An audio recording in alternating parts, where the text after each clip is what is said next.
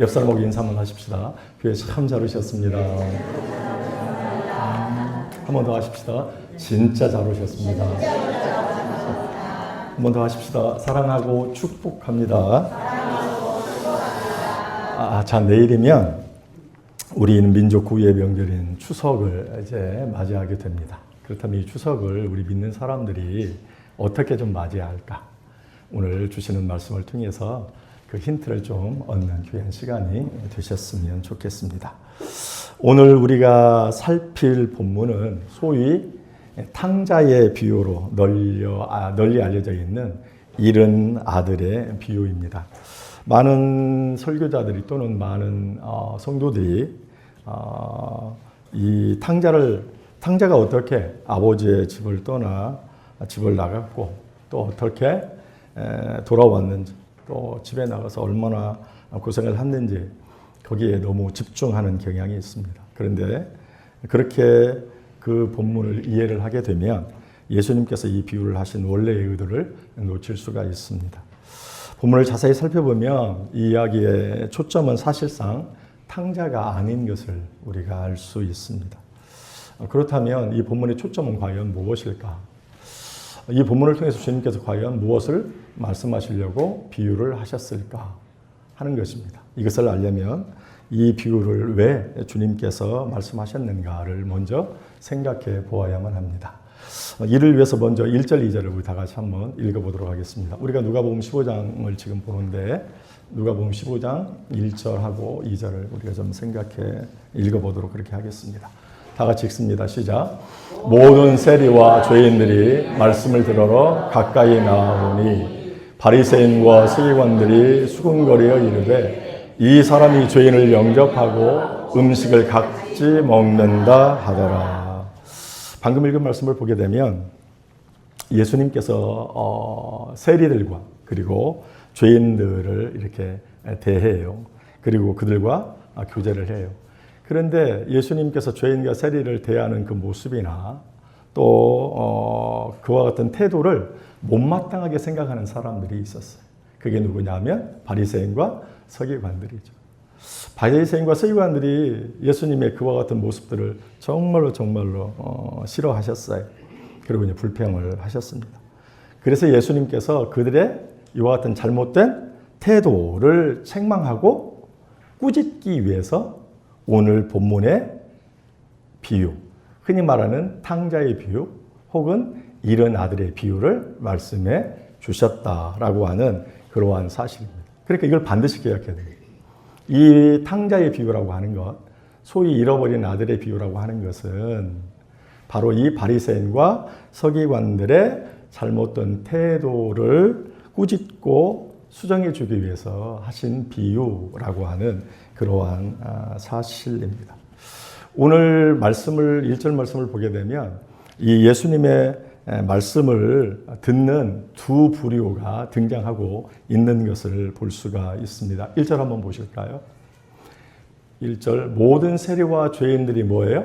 말씀을 들으러 가까이 나오니 예수님의 말씀을 들으러 나오는 두 부류가 있음을 말씀을 하고 있습니다. 한 부류는 바로 죄인과 세리였고 또 다른 한 부류는 바리새인과 서기관이었다라고 하는 것입니다. 이 첫째 아들은 바로 바리새인과 서기관들을 대변하고 이 둘째 아들은 바로 세리와 죄인을 대변하고 있는 것을 볼 수가 있습니다. 예수님께서 원래 비유를 말씀하신 의도는 바로 이 바리새인과 서기관을 겨냥한 것이었습니다. 이 이야기가 둘째 아들에 관한 것이었다면 이 이야기는 그냥 24절에서 끝나는 것으로 충분을 합니다. 그러나 예수님은 25절부터 제2막을 시작하십니다. 25절부터 32절까지 적지 않은 분량을 첫째 아들, 이 형에 대해서 다루고 있는 것을 볼 수가 있습니다. 비유의 무게 중심을 전반부보다 후반부에 두어야 합니다. 즉 탕자가 초점이 아니라 탕자를 맞이하는 아버지라든지 혹은 형의 태도를 더 주의 깊게 살펴보아야 된다라고 하는 사실입니다. 이 비유를 정확하게 이해하기 위해서 무엇보다도 우리는 이 비유의 청중들을 우리가 좀 이해하는 것이 필요합니다.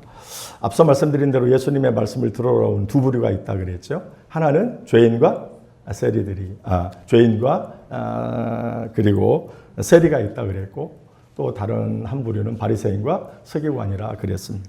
먼저 우리는 세리와 죄인들로 불려지는 이 죄인들을 생각해 보려고 합니다. 여기서 말하는 죄인은 어떤 죄인을 가리키는가? 우리가 주 앞에 나와서 하나님 앞에 기도할 때 뭐라고 합니까? 먼저 죄를 고백하죠. 하나님, 저는 죄인입니다.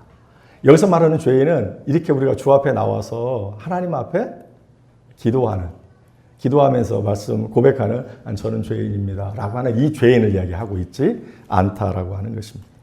여기서 말하는 죄인은 당시 사회에서 모든 사람들이 정말 죄인이라고 인정하는, 오늘날로 말하면 범죄자들, 바로 그 사람들을 이야기한다라고 하는 그러한 사실입니다. 오늘날에도 죄를 짓고 교도소를 갔다 오죠. 그래서 그 사람들의 뭐예요?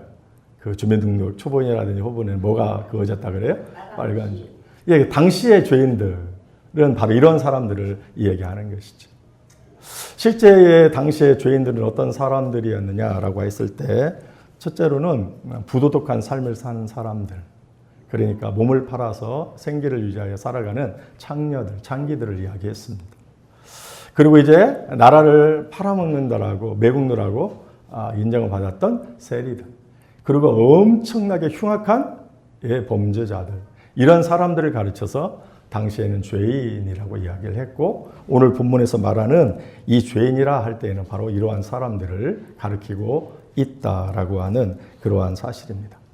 그런데 예수님께서는 이런 사람들과 어떻게 했어요? 가까이 하시고 이런 사람들과 교제하셨고, 심지어 이런 사람들 중에서 주님께서 주님의 제자를 삼는 일도 있었습니다. 우리가 잘 아는 대로 마태복음을 기록한 마태는 바로 세관에서 근무하는 세리장이었습니다. 당시에 죄인으로 아예 인정을 받았던 그런 사람이었습니다. 그런 사람을 불러서 주님이 제자를 삼기도 하셨다고 하는 것입니다. 주님께서 얼마나 이들과 가까웠는가, 얼마나 이들과 교제에 힘썼는가. 주님께 붙여진 별명 하나가 있는데 그 별명이 무엇입니까? 죄인과 세리의 친구다라고 하는 별명이 붙게 되었습니다. 그렇다면 왜 예수님께서는 다른 사람들이 다 싫어하는, 꺼리는 그런 사람들과 그렇게 친밀한 교제를 하게 되었을까 하는 것입니다. 주님께서 이 땅에 오신 목적을 이렇게 얘기합니다. 인자가 이 땅에 온 것은 뭐라고 말씀해요? 의인을 부르러 온 게 아니고 죄인을 불러서 회개시키게 하기 위해서 왔다, 이렇게 말씀하십니다. 주님께서 자신의 오신 목적, 자신께서 이 땅에서 감당해야 될 그 사명 때문에 주님은 그들과 그렇게 친밀한 교제에 힘썼던 것을 볼 수가 있습니다. 그런데 이와 같은 모습이 당시의 종교 지도자들에게는 참 불편한 모습으로 비쳤고, 그들이 예수님을 가졌던 모습들을 대단히 비판하게 되었다라고 하는 그러한 사실입니다. 만약 오늘 우리 교회가 세상에 그런 사람들이 이렇게 우리 교회로 올 때, 우리 교회로 가담하게 되었을 때, 과연 우리는 그 사람들을 대하여 어떻게 맞이할 것인가? 예수님처럼 정말 따뜻하게 맞이할 것인가? 아니면 당시의 종교 지도자처럼 이상한 눈치로 바라보면서 그들을 배척할 것인가? 두 번째로 우리가 생각해 보려고 하는 것은, 두 번째 주님의 말씀을 들으러 온 청중이 있다 그랬죠? 죄인과 세리 말고 그 다음에 바리새인과 서기관들이죠. 이 사람들이 누구인가? 우리는 바리새인과 서기관이면 별로 좋은 인식이 없어요. 그죠? 아주 못된 사람, 나쁘된 사람, 아주 그런 사람으로 우리가 생각을 해요. 왜냐하면 예수님께서 그들을 엄청나게 비난하고 비판했기 때문이죠. 화 있을진저 이 저주받을 사람들아 라고 이야기할 정도로 주님이 그들을 굉장히 비판했어요. 그래서 우리는 딱 그냥 바리새인 서기관 그러면 아주 못된 인간, 아주 못된 사람 이렇게 생각을 하죠. 그런데 이 랍비들의 문헌들을 좀 이렇게 살펴보게 되면 그게 우리가 좀 편향적인 시각을 가지고 있을 수도 있다. 좀 피상적으로 너무 우리가 그들을 이해한 것이 아닌가 이런 생각을 갖기도 한다는 것입니다. 랍비 문헌 중에 대표적인 문헌 작품이 하나 있는데 미슈나라고 하는 작품이 있어요. 그 책을 보게 되면 이들이 얼마나 거룩함을 추구한 사람들이었는가 하는 것을 발견하게 됩니다. 모든 생활 영역에서, 그러니까 농사를 짓는 일이라든지 절기를 지키는 일이라든지 성결의 문제라든지 결혼의 문제라든지 모든 삶의 영역에서 그들이 정말 하나님의 말씀, 토라, 율법을 지키려고 정말로 애쓰고 있는 것을 볼 수가 있습니다. 그들이 비록 결과적으로는 좀 잘못된 외식하는 길로 갔지만 그들의 이와 같은 노력 자체까지는 우리가 불신할 필요는 없다라고 하는 그러한 사실입니다. 예를 들어서 그런 거죠. 우리도 하나님을 잘 섬겨야 되겠는데 잘 섬기기 위해서 어떻게 하는가? 하나님 앞에 약속을 하는 거죠. 내가 금식도 좀 하고 그 다음에 하루도 빼놓지 기도도 하고 하루도 빼놓지 않고 하나님의 말씀도 읽고 또 그 말씀을 묵상하기도 하고 또 내가 헌신도 하고 막 이렇게 했어요. 이와 같은 것은 정말로 좋은 의도로 한 것이죠. 그런데 어떻게 할까요? 이게 자신에게 무거운 짐인들. 여러분 기도 하루도 빼놓지 않고 한다. 막 금식을 일주일에 한 번씩 한다. 막 주 앞에 나와서 이런 헌신을 한다. 이게 못 지켜줄 수도 있거든요. 근데 내가 약속은 했잖아요. 그러니까 어떻게 해요? 그냥 형식으로. 바리새인들이 그 동기는 정말로 좋았어. 목적은 너무너무 좋았는데 그게 어떻게 해요? 형식으로 흐르게 되었다는 것이죠. 그러니까 우리가 그 동기마저 잘못되었다라고 이렇게 할 것은 아니고 그들이 그와 같은 일을 하려고 했을 때는 정말 신실하게 경건하게 하나님을 정말 잘 숨기고자 원하는 그런 목적에서 했지만 그게 조금 잘못되어서 그랬던 일로 갔을 뿐이다. 그러나 그의 의도들은 대단히 순수하고 좋았다는 것입니다. 오늘 과연 어떤 그리스도인들이 어떤 목사가 과연 이 바리새인들처럼 그렇게 말씀에 대한 열정을 가지고 정말로 그렇게 연구를 할 것입니다. 얼마나 많이 읽을 것입니다. 이 바리새인들처럼 얼마나 그렇게 열심으로 기도하는가. 또 바리새인들처럼 얼마나 그렇게 경건에 열심을 낼 수 있는가. 우리는 그들의 그와 같은 모습들을 볼 때 한편으로는 참 부끄럽다라고 하는 그런 생각을 갖기도 합니다. 제가 여기서 말씀드리려고 하는 것은 바리새인들이 결코 멀리 있는 것이 아니라 오늘 아주 가까이 있을 수 있다라고 하는 것입니다. 이미 내 안에 내 마음속에 그렇게 바리새인이 깊이 들어와 자리 잡고 있을 수도 있다는 거예요. 그것을 좀 말씀을 드리려고 합니다. 이제 두 번째로 우리가 생각해 봐야 될 것은 이제 둘째 아들을 좀 흔히 말하는 탕자, 잃어버린 아들을 우리가 좀 생각해 보려고 해요. 이 둘째 아들은 누구가 누구를 대면한다 그랬어요? 세리와 죄인들을 대면한다. 이 둘째 아들이 어느 날 아버지한테 와서 아버지가 죽으면 저한테 유산을 물려줄 것인데 그 유산을 좀 미리 저한테 주시면 안 되겠습니까? 라고 이렇게 요청을 해요.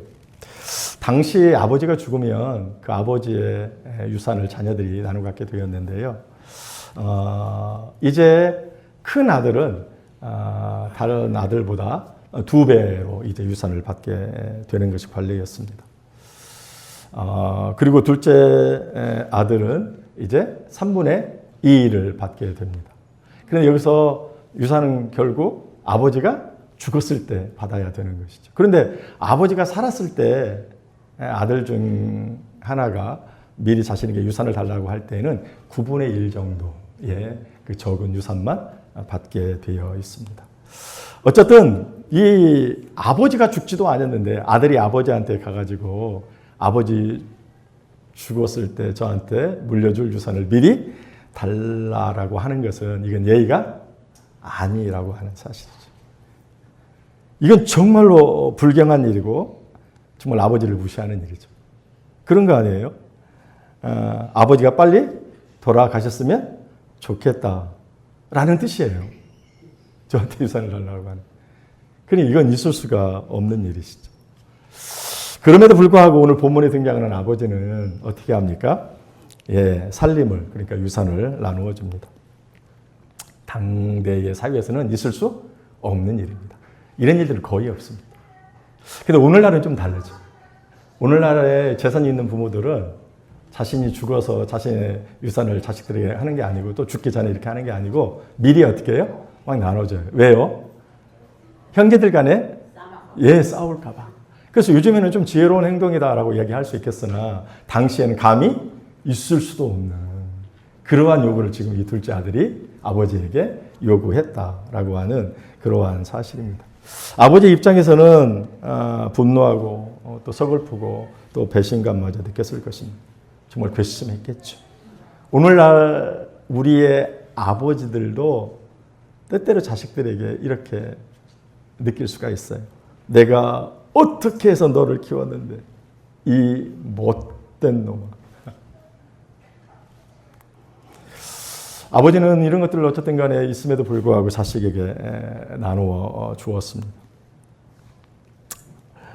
자신을 떠나기를 원하는 아들에게 이 모든 것을 알면서도 다 내어 주었습니다. 아들은 아버지의 속도 모르고 얼마나 신는데 야 이제 내 세상이 되어 아버지를 떠나서 내가 가고 싶은 곳에서 내가 하고 싶은 것을 마음껏 해야지. 그리고 떠났어요. 그리고 자신이 원하는 대로 그곳에서 허랑방탕하게 무절제하게 삶을 살았어요. 그래서 결국은 자신이 가지고 있는 모든 것들을 다 탕진해 버렸습니다. 부정한 이방인의 땅에서 부정한 짐승의 돼지를 치다가 돼지가 먹는 쥐염려를 먹는 그런 가련한 신세가 되었습니다. 이 둘째 아들입니다. 자, 이제 첫째 아들을 좀 한번 생각해 보려고 합니다. 이 첫째 아들은 바리새인과 서기관들을 대변한다 그랬습니다. 이 첫째 아들은 집에 있었습니다. 이 집에 있는 아들. 근데 이 아들이 집에 있었으나 그 아이들에게도 문제가 있었는데 좀 심각한 문제가 있었다는 것입니다. 이 아들이 아버지의 집에 있어요. 그래서 아버지의 곁을 지켰어요. 그래서 겉으로 봤을 때는 아무런 문제가 없는 것 같아요. 그런데 자세히 살펴보면 이 큰아들은 어찌 보면 둘째 아들보다 더 심각한 문제를 안고 있었다라고 하는 것입니다. 어떤 문제일까요? 첫째, 무엇보다도 이 동생과 관련해서 무엇보다도 형은 동생에 대해서 매우 소극적인 태도를 취했다라고 하는 그러한 사실입니다. 형은 잃어버린 동생을 찾으러 가지도 않았고 어떤 적극적인 태도도 취하지 않았다는 거예요. 오늘날 부모가 자식을 잃어버리면 부모는 어떻게 해요? 평생 그죠. 잃어버린 아들을 평생 찾습니다. 삶이 다 망가집니다. 재산도 건강도 삶 자체가 다 절대 포기하지 않습니다. 그러면 아버지만 그러나요? 부모만 그러나요? 형제들도 잃어버린 동생을 찾으려고 어떻게 할까요? 정말로 애쓰거든요. 그죠? 부모님처럼은 아닐지라도 정말로 애써요. 그런데 오늘 본문에 등장하는 이 형은 동생에 대해서 소극적인 태도, 찾으려고 생각도 하지 않았고 관심을 아예 뚝 끊어버렸다라고 하는 그러한 사실입니다. 이런 형의 모습을 예수님께서 앞에 오늘 이 세 번째 비유거든요. 이 탕자의 비유가 그 앞에 두 비유가 있는데 앞서 있는 두 비유 그러니까 잃은 양의 비유 그리고 잃어버린 문화의 비유를 통해서 이 형의 태도가 잘못되었다라고 하는 것을 우회적으로 지적하고 있는 것을 볼 수가 있습니다. 앞에서 첫 번째 비유가 잃어버린 양의 비유이죠. 자, 주인이 양을 잃어버렸어요. 그때 주인의 태도가 무엇이었을까요? 잃어버린 양을 찾을 때까지 온 산을 뒤지는 겁니다. 주인이 낭떠러지의 위험에 처할 수 있고 맹수의 힘을 처할 수 있고 모든 위험을 무릅쓰고 잃어버린 그 양을 뭐예요? 찾는다는 거예요. 찾을 때까지 결코 포기하지 않는다. 이게 하나님의 마음이고 예수님의 마음이에요. 자, 집 안에서 한 드라카마를 잊어버렸어요. 이 한 드라카마를 잊어먹으면 이 여인이 결혼식을 올릴 수가 없어요. 자신의 행복이, 자신의 미래가 이 한 드라크마에 달려있는 거죠. 그 한 드라크마를 잊어먹었을 때 에이 그냥 잊어먹었으면 뭐 어쩔 수 없지 이렇게 하나요? 우리 말씀을 보니까 온 방을 다 뒤져가지고 최선을 다해서 어떻게 찾아요. 찾을 때까지 결코 뭐예요? 포기하지 않아요. 이게 바로 하나님의 마음이고 예수님의 마음이라는 것입니다. 공격점은 어떠한 희생을 치르더라도 결단코 포기하지 않는다라고 하는 그러한 사실입니다. 그러면서 예수님이 세 번째 비유를 탁 이렇게 하시는 것입니다. 형, 그럼 너는 네 동생이 잃어버렸을 때 어떻게 될까? 어떻게 돼야 돼? 찾아야죠. 적극적인 자세를 취해야 되죠. 근데 형은 전혀 동생에 대해서 나가서 어디에 사는지, 어떻게 생활하는지 전혀 관심이 없어요. 거기 가서 막 찾으려고 전혀 노력하지도 않았다. 이게 형의 큰 잘못이라는 것입니다. 겉으로는 문제가 없는 것 같았으나 자세히 살펴보면 이게 형의 엄청난 잘못이라는 것입니다. 두 번째 형은 어떤 잘못을 했는가? 아버지와 이제 관련해서 아버지. 아까는 동생과 관련해서. 이번은 아버지와 관련해서 아버지에 대한 사랑이 전혀 없었다는 거예요. 아버지에 대한 사랑을 전혀 보이지 않았다 하는 거예요. 형은 아버지와 마음이 어떻게 해요? 형은 아버지와 같은 집에 있는데 자세히 보게 되면 형은 아버지와의 마음이 멀어졌어요. 아버지에게 감사하는 마음도 없어요. 아버지의 관계가 이미 파괴되어 있고 심지어는 뭐 동생과도 파괴되어 있는 것을 볼 수가 있습니다. 집에 있지만 집 나가 나들고 크게 다르지 않았다는 것입니다. 29절을 한번 볼까요? 29절 이렇게 한번 다 같이 읽습니다. 시작. 아버지가 대답하여 이르되 내가 여러 해의 아버지를 섬겨 명을 어김이 없거늘 내게는 염소 새끼라도 주어 나와 내 벗으로 줄기게 하신 일이 없더니 여기서 아버지에게 큰아들이 얘기해요. 내가 여러 해의 아버지를 뭐 한다고요? 섬겨. 여기서 섬겼다고 하는 말은 내가 아버지에게 종노릇을 했다는 거예요. 그러니까 내가 아버지의 일을 할 때 정말 아버지를 사랑하고 아버지의 은혜에 감사하고 그래서 내가 그 일을 감당한 게 아니라 내가 그저 어떻게 해요? 종으로. 종은 뭐예요? 주인을 사랑해서 안 해요. 의무감 때문에 하는 거죠. 어쩔 수 없이. 지금 내가 아들인데 아버지의 일을 감당할 때 아버지를 사랑하거나 그 은혜에 감사해서 내가 그 일을 감당하는 게 아니라 종처럼 그냥 의무감으로 그 일을, 그 집안일을 했을 뿐이다. 이렇게 지금 이야기하고 있는 것입니다. 형은 아버지의 마음으로부터 철저하게 멀어져 있습니다. 아버지께 순종하는 듯 했지만 그 마음은 아버지에 대한 또 원망으로 가득 차 있는 것을 볼 수가 있습니다. 자, 또 그 마음이 아버지에 대해서 분노로 차 있는 것을 볼 수가 있습니다. 28절 한번 볼까요? 자, 다시 읽습니다. 그가 노하여 들어가고자 하지 아니하거늘 아버지가 나와서 구원한대. 이제 아들이 왔고 둘째 아들이 왔고 잔치를 하거든요. 그래서 이제 아버지가 큰아들에게 너도 같이 들어가서 잔치에 참여하자 그랬을 때 뭐라고 얘기해요?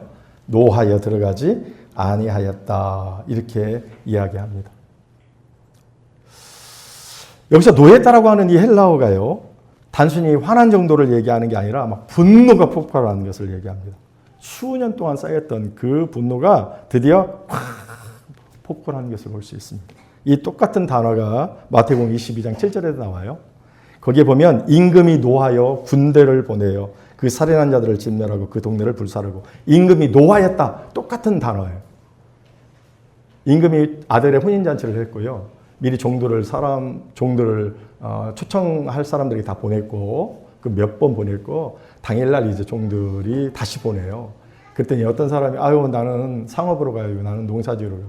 근데 또 거기에 남아있는 사람들이 보낸 그 종들을 잡아 죽입니다. 그때 임금이 즉 그 잔치를 벌였던 아버지가 화가 나서 그 사람들을 전부 다 죽였다. 여기서 말하는 진노가 바로 그겁니다. 그냥 단순히 짜증을 내는 정도가 아니라 어떻게 해요? 분노. 지금까지 몇 년 동안 싸워있던 그 화가 막 확. 이게 아버지에 대한 큰아들의 태도였다라고 하는 그러한 사실. 이걸 보면 뭐 둘째 자기 동생에 대해서 전혀 긍휼의 마음이 없습니다. 아주 냉정하리만큼 냉정합니다. 동생이 오랜만에 돌아왔습니다. 죽은 줄로 알았던 동생이 살아 돌아왔습니다. 그런데 나는 그렇게 하지 않겠느냐고. 왜 나한테 들어오게 하냐. 확 흘렸던 것을, 분노했던 것을, 동생에 대한 사랑이 하나도 보이지 않고 털끝만큼도 찾아볼 수가 없는 것을 볼 수가 있습니다. 이 분노를 통해서 예수님은 이 큰아들이 누구를 대변한다고요? 바리새인과 서기관이죠. 바로 너희들이 지금 내가 지금 죄인들을 대하고 있는데 대안들을 대할 때 나타나는 그 태도, 너희의 태도가 지금 잘못되었다라고 하는 것을 이렇게 이야기를 하고 있는 것을 볼 수가 있습니다. 자, 셋째로 형은 우월감과 독선으로 가득 차 있는 것을 볼 수가 있습니다. 30절 한번 보도록 하겠습니다. 30절 봅니다. 시작. 아버지의 살림을 창녀들과 함께 섬겨버린 이 아들이 돌아오매 이를 위하여 살찐 송아지를 잡으셨나이다. 이 말씀을 보게 되면 저 동생보다는 내가 훨씬 우월하다라고 하는 생각이 깔려 있어서 저런 말을 했던 것을 볼 수가 있습니다. 동생을 가르쳐서 뭐라고 하냐면 아버지의 살림을 창녀들과 함께 삼켜버렸다. 자기 동생이 허랑방탕한 건 사실이었는데 저 창녀들과 함께 어울려서 그 창녀들에게 자신의 그 모든 아버지의 재산을 다 잃어버린 것은 결코 아닙니다. 그럼에도 불구하고 어떻게 해요? 그렇게 표현을 해줘. 굉장히 무례한 표현이죠. 동생이 허랑방탕을 했으나 과연 창녀들과 함께 놀아났는지는 알 수 없는 일입니다. 그런데 그렇게 지금 무례하게 표현하죠. 그리고 동생에 대한 표현을 보게 되면, 호칭을 보게 되면 형은 한 번도 내 동생이라고 하는 말을 쓰지 않습니다. 당신의 아들 또는 창녀와 함께 먹어버린 당신의 아들, 이런 식으로 표현하고 있는 것을 볼 수가 있습니다. 이게 이 형이 가졌던 동생에 대하여 우월감 그리고 독선으로 가득 차 있는 것을 볼 수가 있습니다. 자, 이제 결론으로 우리가 이제 작은 둘째 아들도 생각해보고 그 다음에 큰 아들도 이제 생각해 보았습니다.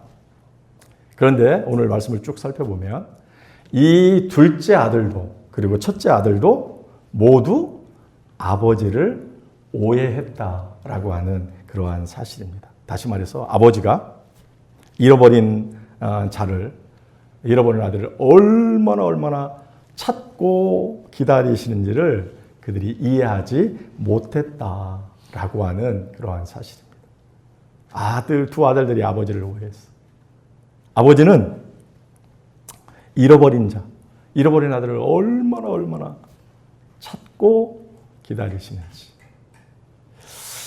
둘째 아들은 아버지에게 자신이 얼마나 소중한 존재인가를 잃어버렸습니다. 그래서 그가 아버지한테 돌아가기로 마음먹었을 때 그렇게 얘기했어요. 나를 품꾼의 하나로 써주세요. 자신은 품꾼이 될 수 없어요. 품꾼이 아니에요. 자신은 어떻게 해요? 아들. 나는 아버지에게 있어서 얼마나 귀중한 존재인가. 아버지가 자신을 얼마나 기다리셨는지 새까맣게 모르고 있었다라고 하는 그러한 사실입니다. 큰아들도 역시 마찬가지입니다. 아버지는 이 큰아들에 대해서도 큰아들이 그렇게 아버지에 대해서 아주 가시돋친 말을 했음에도 불구하고 책망이나 분노하지 않습니다. 너도 함께 이 잔치에 같이 참여하자. 그 큰아들을 따뜻하게 대하고 그 큰아들도 역시 그 잔치에 돌아오기를 그 얼마나 아버지가 바라시는가. 첫째도 그렇고 둘째도 그렇고 이 아버지에 대해서 모두 오해를 했습니다. 아버지는 이렇게 잃어버린 자를 찾으신다는 것. 그리고 돌아오기를 간절히 바라신다라고 하는 그러한 사실입니다. 아버지가 정말로 가장 기뻐하는 일이 무엇인지 몰랐습니다. 아버지가 정말 가장 기뻐하는 일은 당신이 그토록 찾고 기다렸던 그 아들들이 돌아오는 것. 그게 아버지가 가장 기뻐하고 가장 좋아하고 가장 기다리시는 일이라고 하는 이 사실입니다. 오늘 예수님께서 이 땅에 오신 목적이 무엇인가 했을 때 앞서 말씀드린 대로 예수님께서는 의인을 불러러 온 게 아니고 죄인을 찾아 불러러 구원시키러 오셨다. 이렇게 주님께서 말씀을 하셨습니다. 그리고 실제로 주님께서 이 땅에 오신 목적대로 예수님 그와 같은 삶을 사셨던 것을 볼 수가 있습니다. 예수님께서 갈릴리에서 이제 사셨어요. 예수님께서 갈릴리 나사렛이라고 하는 곳에서 사셨는데 예수님이 갈릴리 나사렛에서 살다가 어디로 옮기냐면 거기서 좀 더 떨어져 있는 가버나움이라고 하는 곳으로 옮기셔요. 이 가버나움은 이제 교통이 발달된 교통의 유치입니다. 그래서 많은 사람들이 이곳을 통해서 이제 다니고 또 이곳에서 많은 거래가 이루어집니다. 예수님이 왜 가버나움으로 이사했는가 할 때 예수님이 효과적인 전도를 위해서 그곳으로 이사하셨습니다.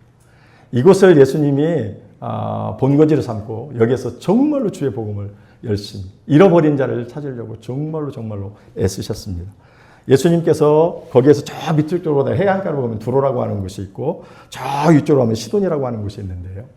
여기에서 가버나움에서 이 두로까지 약 60km가 된다고 얘기를 하고 시돈까지는 약 100km가 된다고 합니다. 당시에는 다 거기가 험난한 지대이고 당시에는 교통이 발달하지 않아서 예수님이 뭐 나귀를 타거나 오늘날만으로 자동차를 타고 다니는 일도 없습니다. 오로지 걸어서.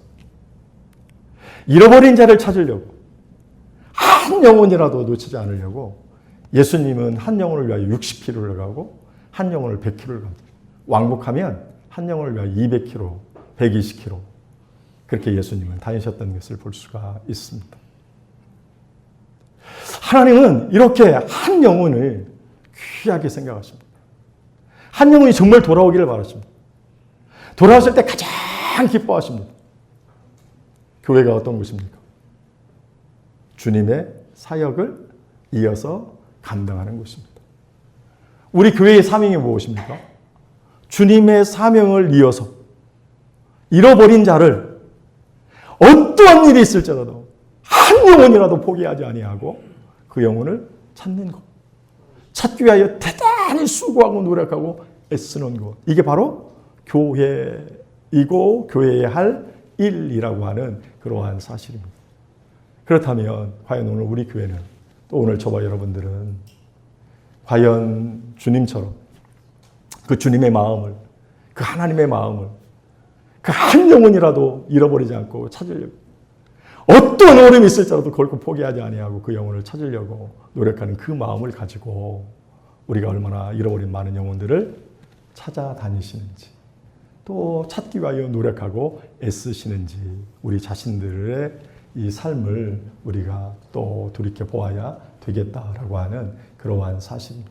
사랑하는 교회 성도 여러분, 오늘 우리는 이 아버지의 마음 또 예수님의 마음을 우리가 잘 가져서 한 영혼을 결코 포기하지 마시고 어떠한 일이 있을지라도 그 영혼을 포기하지 않고 찾으시는 그 주님의 마음을 그 한 영혼을 얼마나 귀하게 생각하시는가 그 영혼이 돌아왔을 때 얼마나 기뻐하시는가 하는 그 주님의 마음을 우리가 가지시고 그 영혼을 찾기에 노력하셔야 되겠다라고 하는 것이고 우리가 명절을 어떻게 보내야 될까라고 할 때 오늘 우리의 자녀들이 오기도 하고 우리의 친척들이 오기도 합니다.